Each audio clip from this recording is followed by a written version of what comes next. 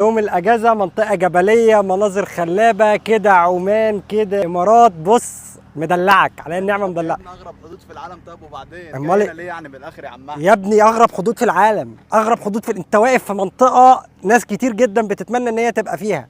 قول الحقيقه. عايز الحقيقه؟ الحقيقه الحقيقه. تعالى بس كده عشان العربيات جايه. شايف العربيه اللي هناك دي؟ العربيه دي واو.